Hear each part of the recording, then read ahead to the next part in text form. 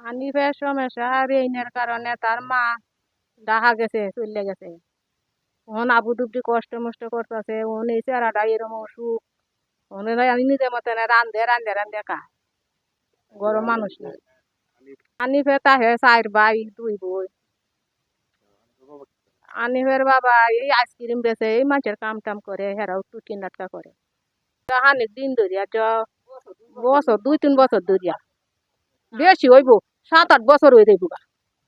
ওনানের পয়সা হুড়ির কারণে ব্যবস্থা করতে পারতেছে না। বাপে খায় আইসক্রিম বেচা মা গেছে গা ডাহা, অসহায় আছে পয়সা হুড়ির লাগিয়া। আনহের এবার অসহায় পড়ি আছে চেরাটা। ওখান যদি আনহেরা সরকার তো কিছু পয়সা হুড়ি দিয়ে বালা করতার হইতে তো দয়া হলে তো পারবাই। অনেক কষ্ট হচ্ছে, একটু দয়া করিয়া আপনারা পয়সা উড়ি দেয়া ট্যাংদা বালা উড়ে দেওয়া আপনারা উপকার হইব, সব হইব, উপকার হইব, সব হইব, দে দিন। দারুণ কষ্ট হচ্ছে। 7-8 বছর ধরে ছেলেটা অসুস্থ, অনেক গরিব, দেখছেন তো আপনার হাত পাউডার অবস্থা, টাকার জন্য চিকিৎসা করাতে পারতেছে না। সরকারের পক্ষ থেকে কিছু আর্থিক অনুদান পাই ছেলেটা চিকিৎসার জন্য, এটা ভালো হবে। আগে ওর মা কিছু টাকা পয়সা লেনদেন করে করছিল, যেটা ফ্যামিলি ঋণগ্রস্ত, তারপরে আর মনে করেন যে করতে পারে নাই। সরকারের কাছে এটা আবেদন যে ওনার চিকিৎসার জন্য চিকিৎসার দায়িত্বটা না টাকা না দিলে আরো বেশি ভালো হয় আর কি। যদি এমন কোনো হৃদয়বান ব্যক্তি বা সরকারের পক্ষ থেকে নেয়, এটা ভালো হবে। ইসলাম, পড়াশোনা করতেছি ঢাকা কলেজ। আমি ওই যে ছেলেটি প্রায় দীর্ঘ 7 থেকে 8 বছর ধরে এক দুরারোগ্য ব্যাধিতে আক্রান্ত।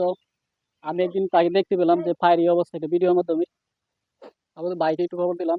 এটা খবর দেওয়ার একমাত্র কারণ হচ্ছে যাতে সরকার এবং আশেপাশে যে মানে বিত্তবান লোকরা আছে তাদের চোখে একটু পড়ে, নজরে যাতে আসে, যাতে ছেলেটা চিকিৎসার জন্য একটু সহযোগিতা পায় সরকারের কাছ থেকে আর কি। এই রোগটাকে আমরা বলি হচ্ছে ফুট আলসার।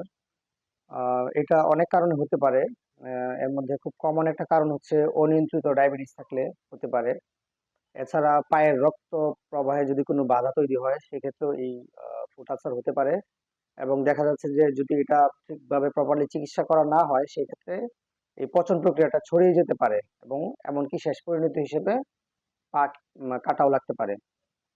এটা চিকিৎসা যদি বলি, চিকিৎসা হচ্ছে যদি অনিয়ন্ত্রিত ডায়াবেটিস থাকে, আমরা ডায়াবেটিস নিয়ন্ত্রণের কথা বলি, কিংবা অনেক পেশেন্ট আছে দীর্ঘদিন ধূমপানের হিস্ট্রি থাকে, তাদের ক্ষেত্রেও পায়ের রক্ত সঞ্চালন প্রক্রিয়া ব্যাহত হয় এবং এই রোগটা হয়।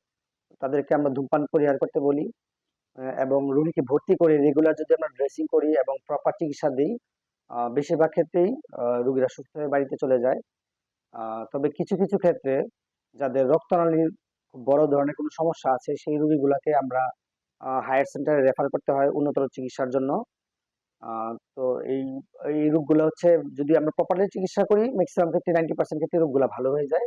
কিন্তু কিছু কিছু ক্ষেত্রে সেটা আসলে নিয়ন্ত্রণের বাইরে চলে যায়, সেগুলোকে আমরা হায়ার সেন্টারে রেফার করি, অথবা অনেক ক্ষেত্রে শেষ পরিণতি হিসেবে আমরা অঙ্গহানি কিংবা পা এম্পুটেশন যেটা বলি আমরা, সেটা করতে হয়।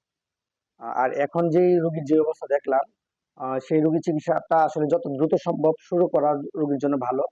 কারণ এর পচন প্রক্রিয়া একবার ছড়িয়ে গেলে তখন আসলে ওই অঙ্গটা কিংবা ওই পাটা আমাদের জন্য সেভ করা খুব কষ্ট হয়ে যায়। কাজেই এই ধরনের রোগীরা চিকিৎসা যত দ্রুত শুরু করবেন, রোগীর জন্য ততই মঙ্গল।